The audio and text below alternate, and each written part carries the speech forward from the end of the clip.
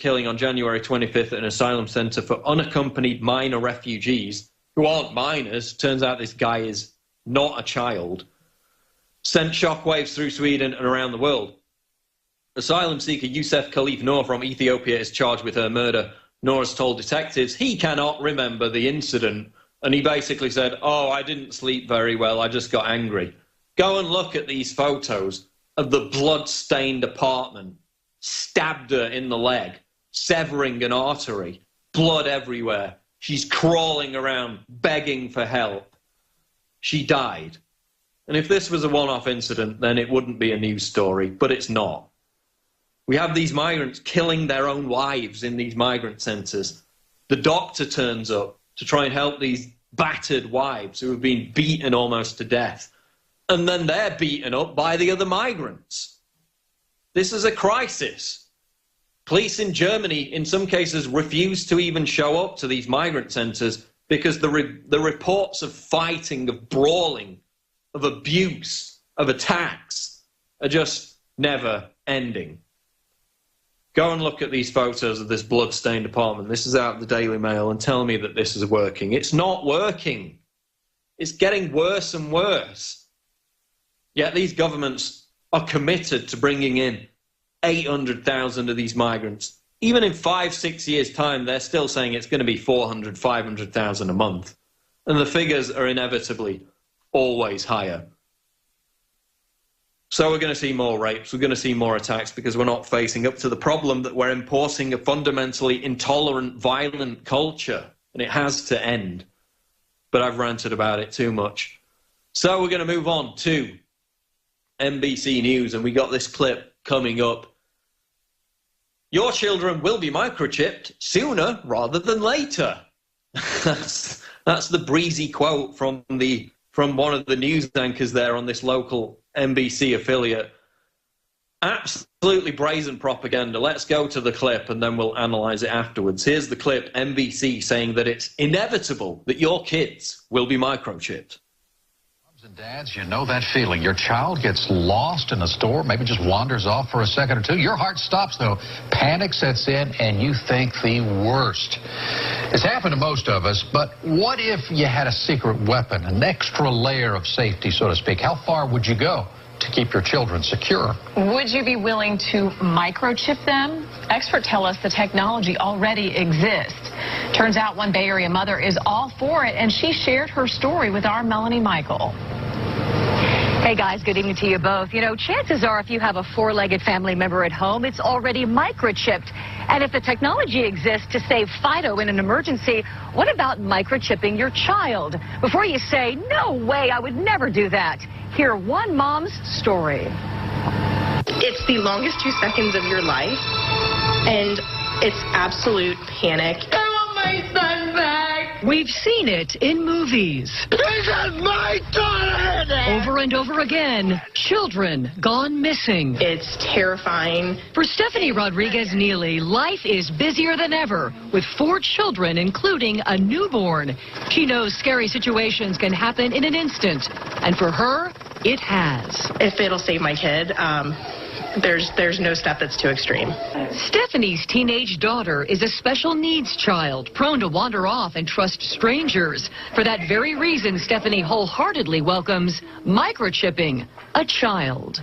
If a small chip the size of a grain of rice could have prevented a tragedy, I think most parents, hindsight would have said, I wish I would have done it. But Stephanie is in the minority in her Tampa Bay moms group, where other mothers call this too sci-fi and invasive. You're putting a battery in your kid, you're putting a chip in your kid, and where does it stop? Turns out the technology to microchip your kids has existed since the early 90s, but hasn't really caught on. Is it a little too science fiction for you?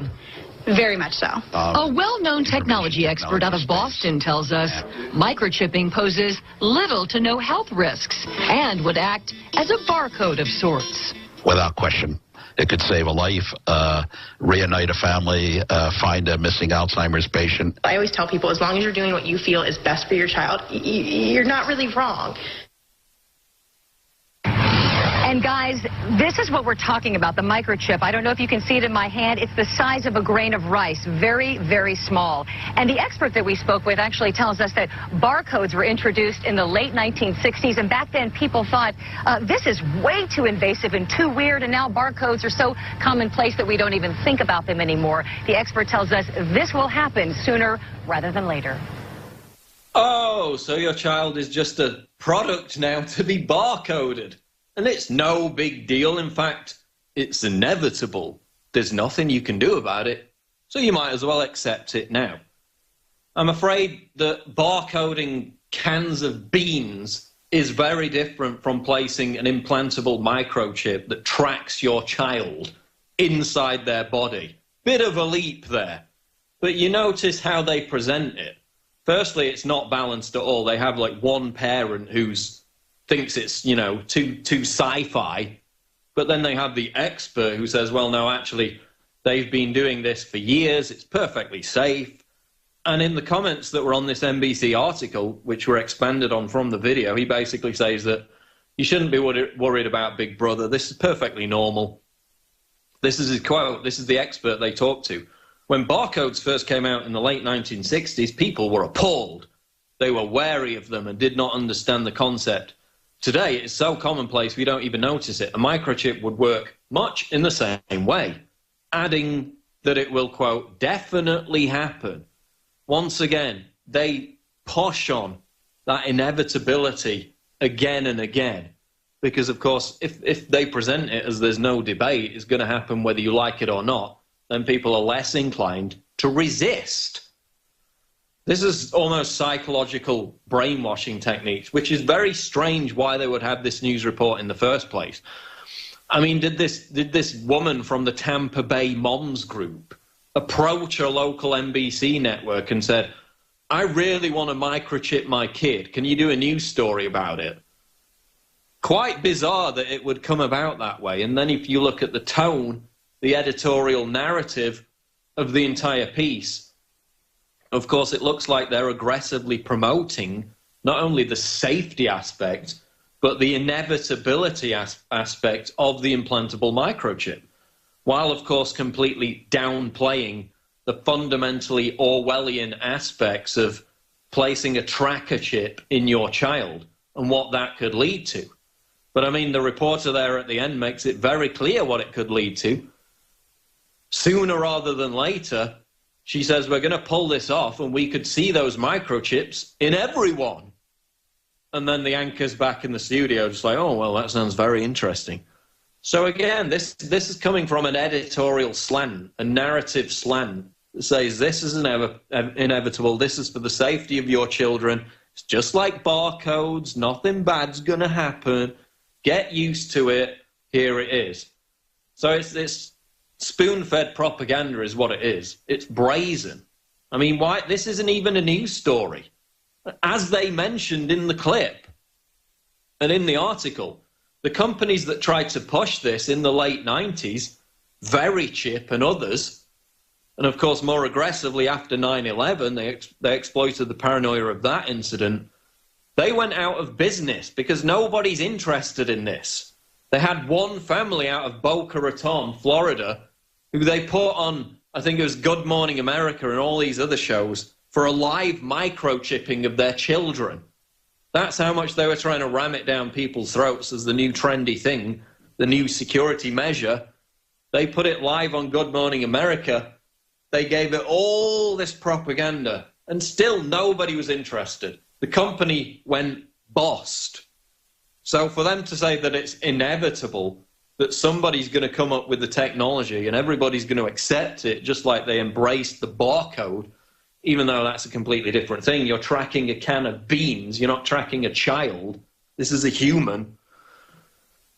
Completely bizarre that they would present it in that way, given that this technology has already been rejected by society. But then, of course, we had the BBC report last year where the people in the trendy European media company had their microchip to access the different parts of the building.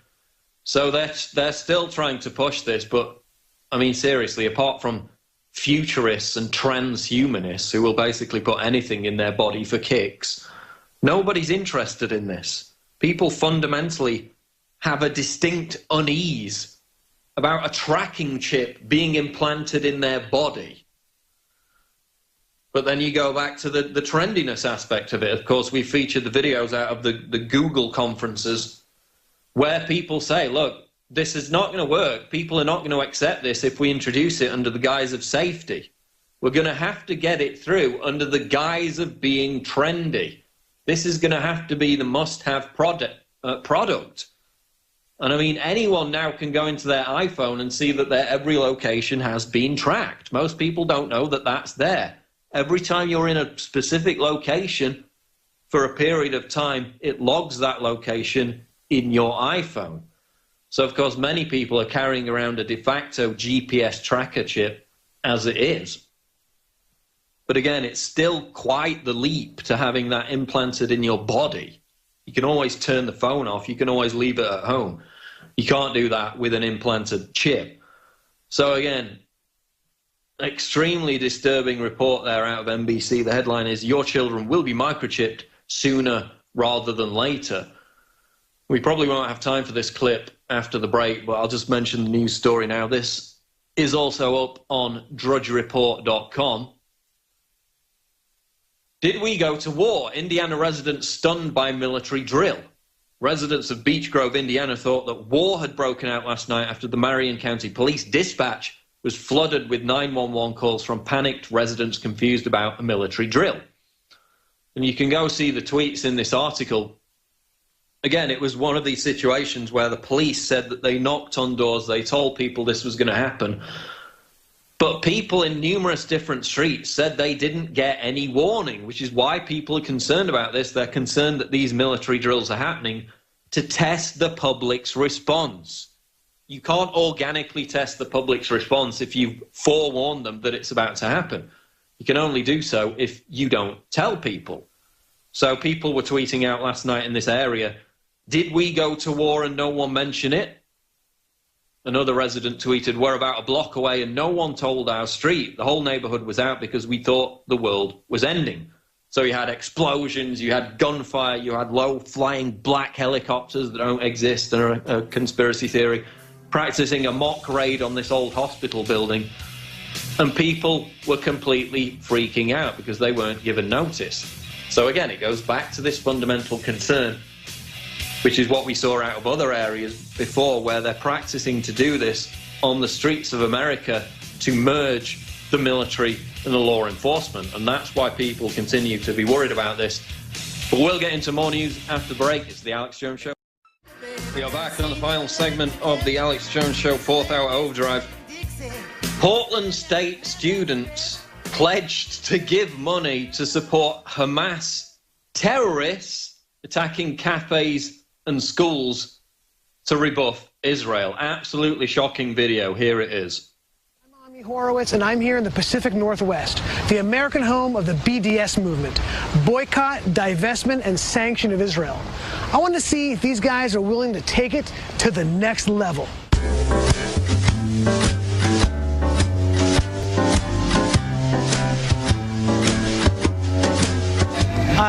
We're raising money for American Friends for Hamas. So I work for American Friends for Hamas. Okay. We're not your father's terrorist organization. We've kind of evolved beyond that. We're still kind of what we do, but we've kind of rebuilt and rebranded ourselves. And you know, Hamas is where it's at. We're raising money to do what we do as Hamas. We want to fund operations against Israel, and the type of attacks we're talking about are cafes and schools and soft targets. Type of operations we're talking about against soft targets, schools and cafes and that kind of thing. Make them feel it. Hospitals and destroy cafes, shopping malls and schools and places of worship. This is the kind of stuff we're talking about. Civilian populations. And this is the only way we can fight back, really. The suicide bomber is all we've got. I mean, that's kind of like, because it's the poor man's F-15. Right.